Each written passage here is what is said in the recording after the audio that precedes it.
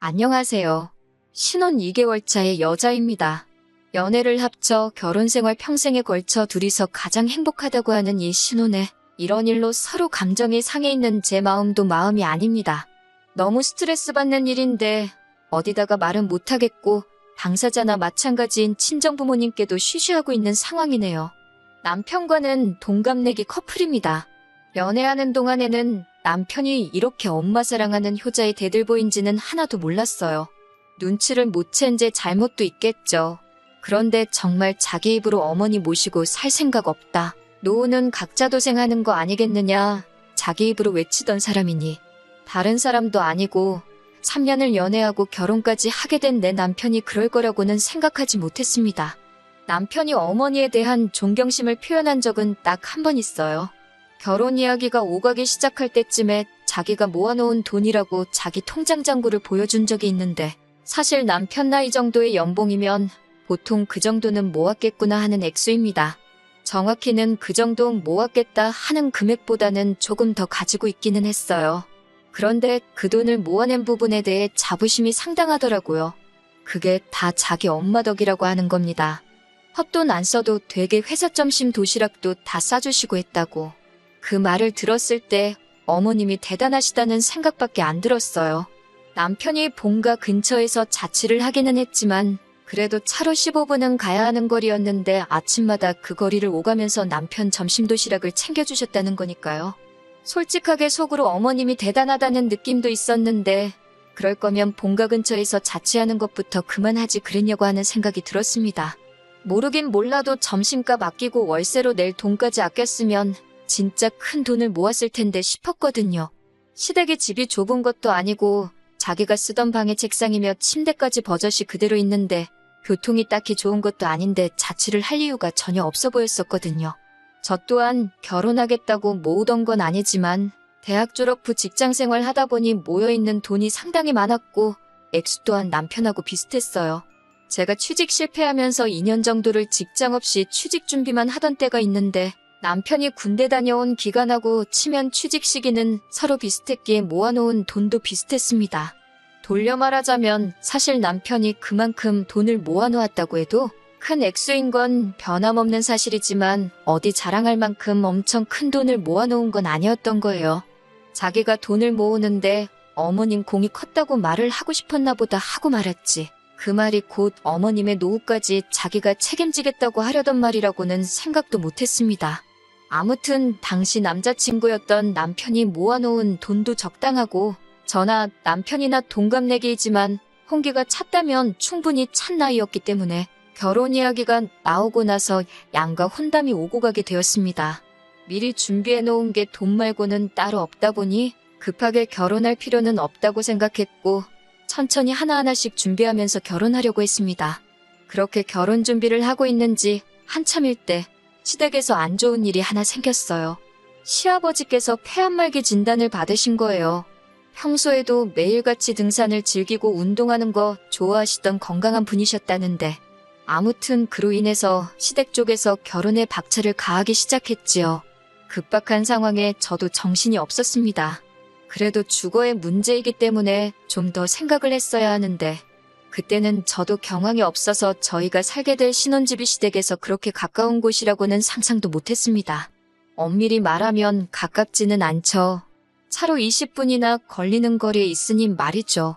그런데 시어머니께서 남편 점심 도시락 싸준다고 매일같이 15분 거리를 오고 가셨다는 사실을 그때는 기억도 못하고 있었습니다. 빠르게 준비한다고 준비를 했지만 시아버지께서는 저희를 기다려주지 못하시고 하루하루 약해지시다가 결국 아들 장가가는 모습 보지 못하고 눈을 감으셨습니다.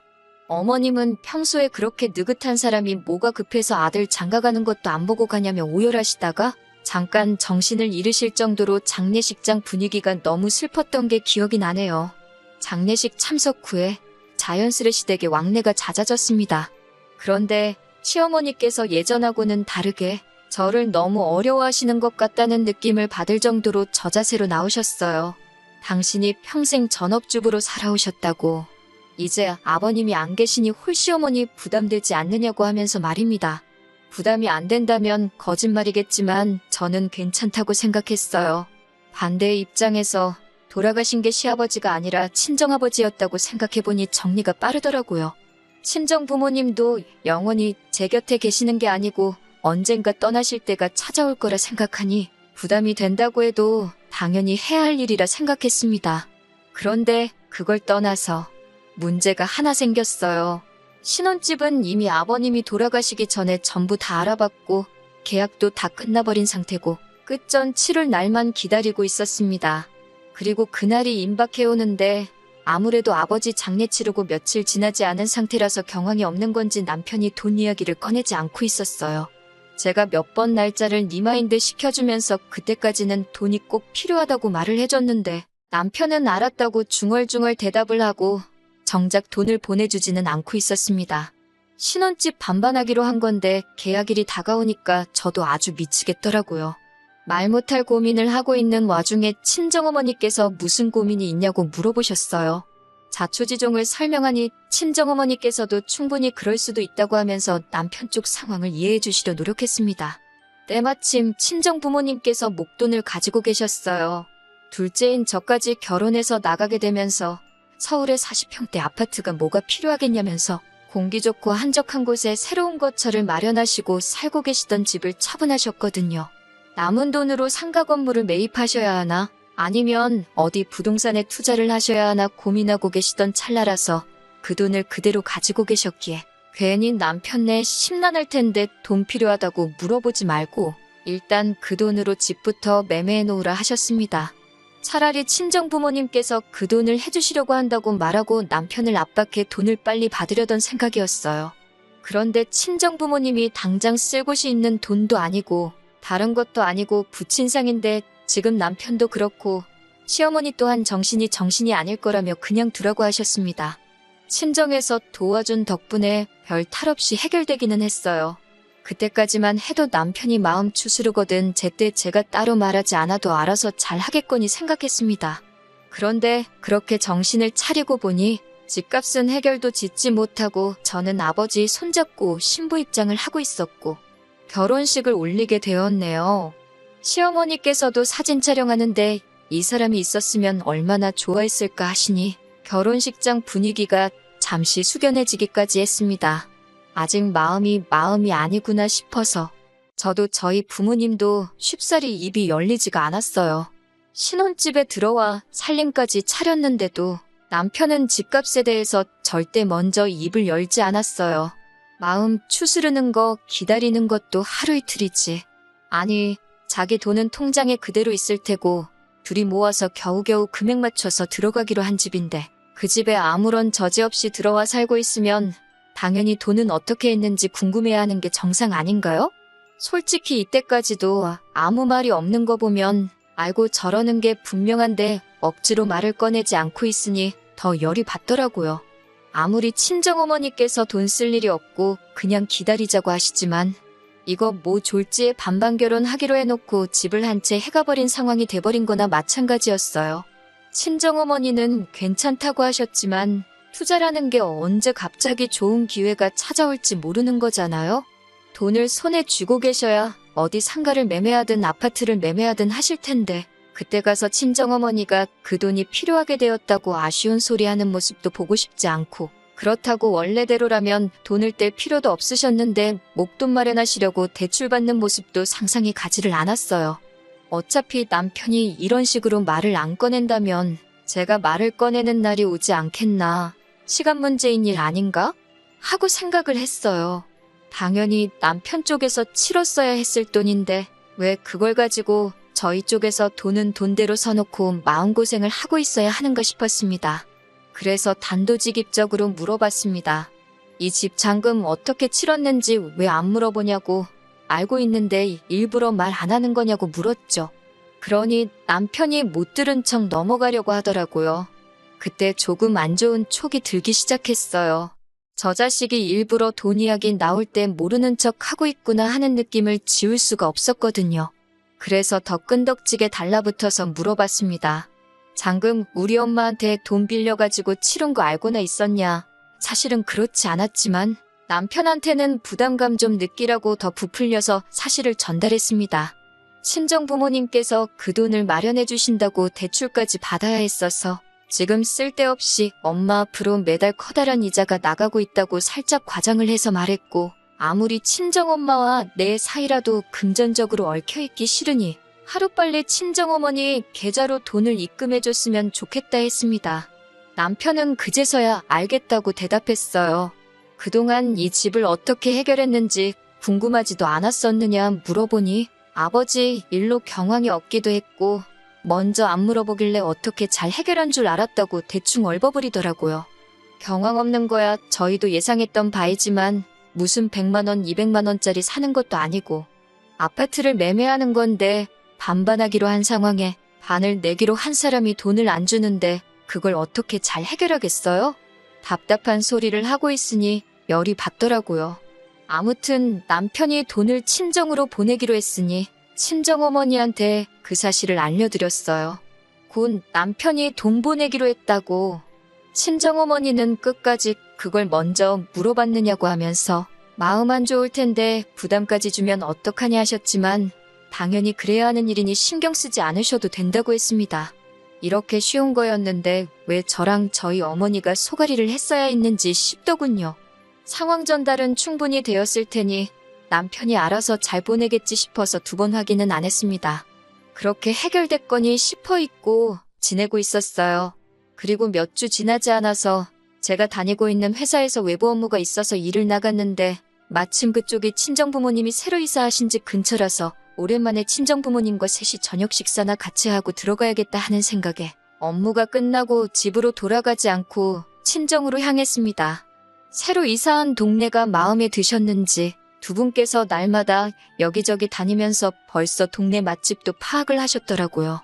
좋은 데가 있다며 저를 데리고 가셨어요. 평생 서울 생활만 하시다가 적응 못 하실 줄 알았는데 두 분이서 아침 저녁으로 운동도 다니시고 동네 맛집 투어도 하시는 걸 보니 잘 지내시는 것 같아 안심이 되었습니다. 식사를 한참 하고 있는데 그제서야 문득 생각이 나더라고요. 그래서 돈은 잘 받으셨냐고 지나가듯이 친정어머니께 물어봤어요. 남편이 당연히 보냈겠거니 생각했고 그걸 받으셨냐 캐내려는 생각은 없었는데 친정어머니께서 거짓말을 원래도 잘 못하시거든요. 제 질문에 조금 당황한 기색이 역력하시길래 혹시 못 받으신 거냐 하는 질문을 연달아 하니 제가 딱히 캐물을 필요도 없이 남편이 아직 친정에 돈을 안 보낸 사실을 대번에 눈치채고 말았네요. 이 자식을 확 그냥 하고 회사 일이고 뭐고 당장 돈 들고 집으로 튀어오라고 전화하려고 했는데 어머니가 뜯어말리는 통에 그러지는 못했네요. 남편 퇴근 시간 맞춰서 부랴부랴 집에 들어가 일 마치고 돌아온 남편한테 나한테 뭐 할 말 없냐고 물어보는데 눈치를 하나도 못 챈 척 하면서 뭐가 있지? 하고 아무것도 모르겠다는 듯이 말하는데 너무 화가 났어요.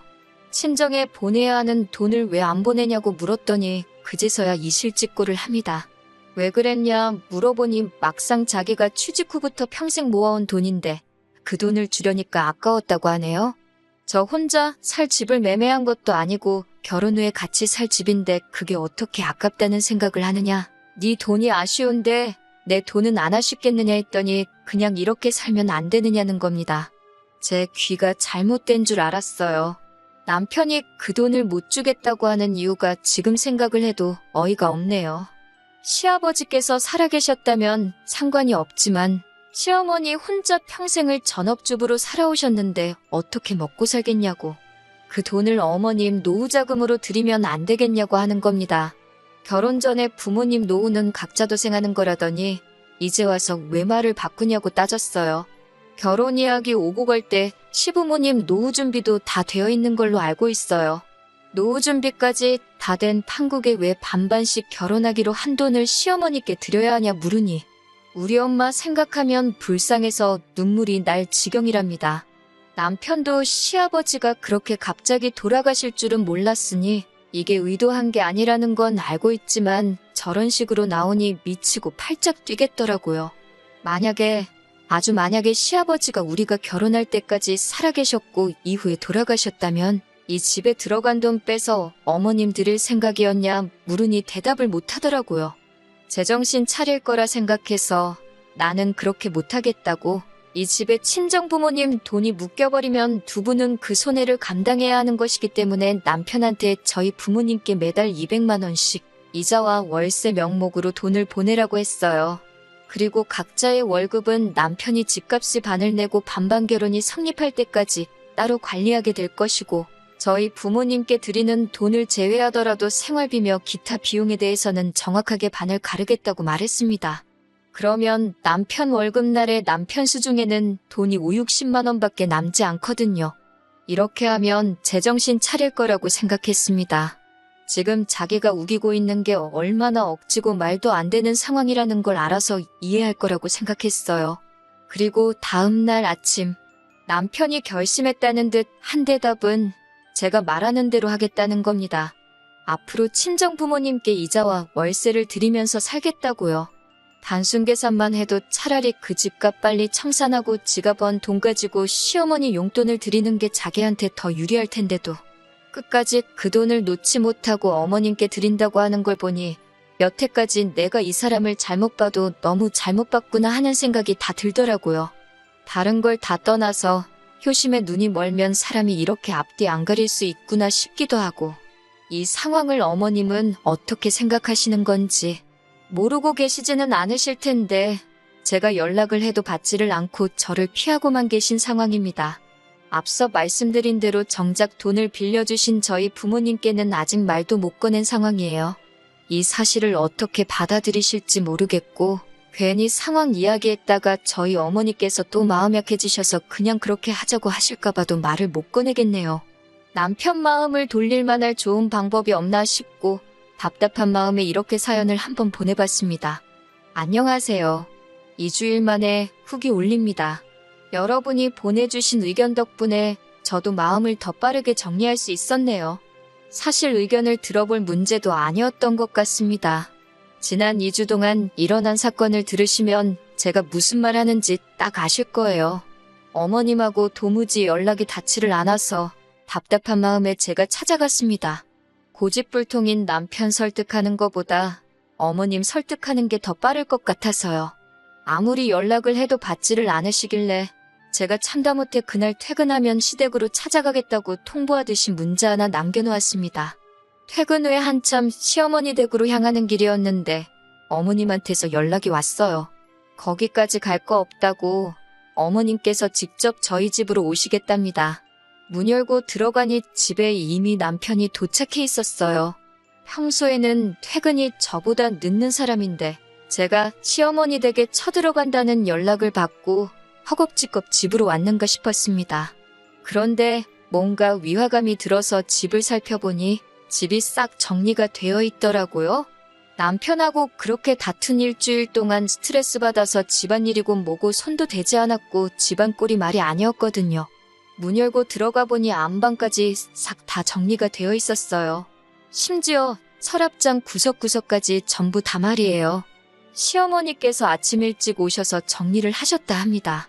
그러더니 남편이 하는 말이 아주 가관이었어요.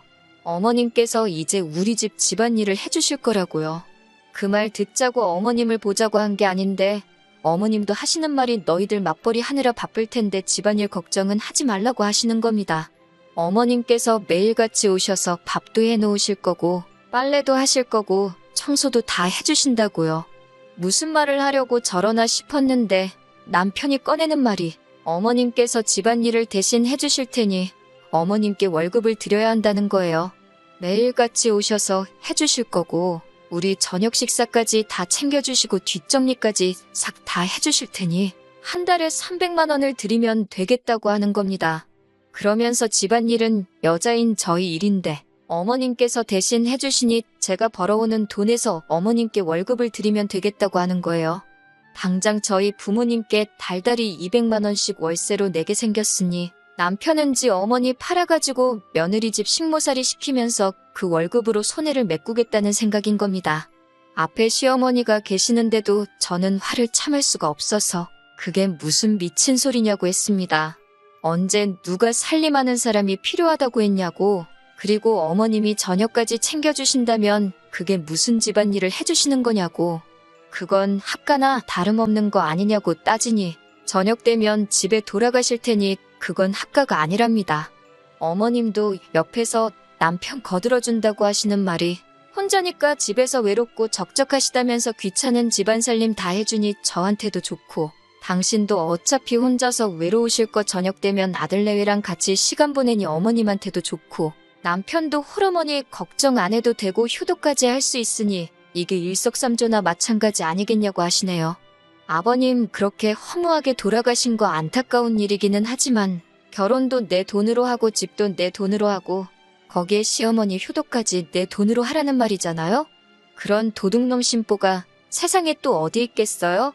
더 말할 것도 없겠어서 짐 싸들고 친정으로 가버려야겠다 생각했는데 이 집이 내 거고 이 사람들 돈 한 푼 들어간 게 없는데 내 집에서 왜 내가 짐 싸들고 나가야 하나 싶더라고요. 그래서 당장 남편하고 어머님하고 내쫓아버렸습니다.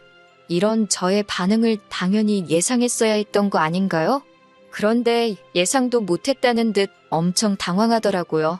돌아가신 아버님 팔아가지고 강도짓 할 생각은 꿈도 꾸지 말랬더니 저보고 말이 심하다고 둘이 입을 맞춰서 저를 탓하는데 두 사람은 솔직히 제가 말만 심하게 한 걸 다행으로 생각해야 할 거예요.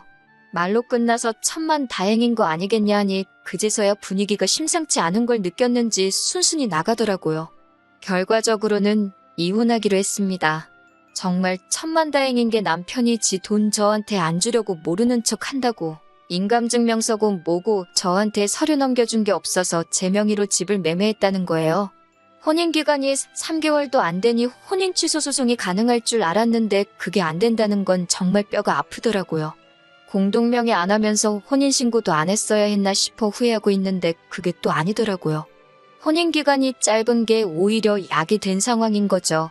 남편의 행동이 이미 혼인 직전부터 이 결혼을 진실로 유지할 생각이 없었고 파탄의 원인이 된다며 위자료 청구를 할 수 있다는 변호사님의 말을 듣고 지금은 소송 준비 중입니다.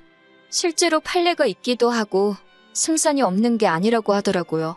제 돈으로 지 어머니 노후까지 책임지려고 했던 그 빌어먹을 욕심 뼈저리게 후회하도록 만들어줄 거예요. 제 모든 걸 걸고서라도 어떻게든 이 진흙탕 싸움 끝까지 해보려고 합니다. 이제 이것이 마지막 후기가 되겠네요. 계속해서 저를 응원해주신 모든 분들께 감사드립니다. 조용히 넘어가려고 했지만 응원해주신 분들께 예의가 아닌 것 같아 이렇게 한 번 더 마지막 소식을 전하게 되었네요. 이혼은 어려움 없이 마무리가 되었습니다. 저는 최선을 다해 이 결혼을 위해 친정부모님께 빚까지 져가며 노력을 했는데 남편은 약속된 결혼임에도 불구하고 저를 기만하고 혼인관계를 진실로 이어갈 생각이 없다고 판단돼서 제가 남편에게 위자료 5천만 원을 지급받기로 판결이 났습니다. 그중에 2천만 원은 시어머니한테서 받게 되었고요. 남편이 결혼하려고 모아놓은 돈에 비하면 반 정도밖에 안 되는 금액이지만 반대로 생각해보면 남편이 여태까지 고생하며 모아온 삶의 반을 제가 가져가는 거나 마찬가지라고 생각하니 충분히 위안이 되고 만족스러운 결과라고 생각합니다. 어머니가 그렇게 걱정되는데 남편도 그깟 돈이 중요하겠나요? 이젠 배우자까지 속여가며 어머님 노후까지 책임져드리고 싶은 그 소원을 이뤘는데 남편 입장에선 그 돈이면 굉장히 싸게 먹힌 걸 테죠. 제가 도와준 거나 마찬가지잖아요? 평생 저한테 고마워하고 어디 다른 사람 만나서 고생시킬 생각 하지 말고 사랑하는 어머니와 남은 평생 잘 먹고 잘 살았으면 좋겠어요. 잘 못 먹고 잘 못 살아도 이젠 남남인 제가 신경 쓸 필요도 없는 일이지만요. 여러분의 응원이 없었다면 절대 이렇게 되지 않았을 겁니다. 다시 한번 감사드리고 저도 행복한 제 인생 찾아 잘 살아보도록 하겠습니다.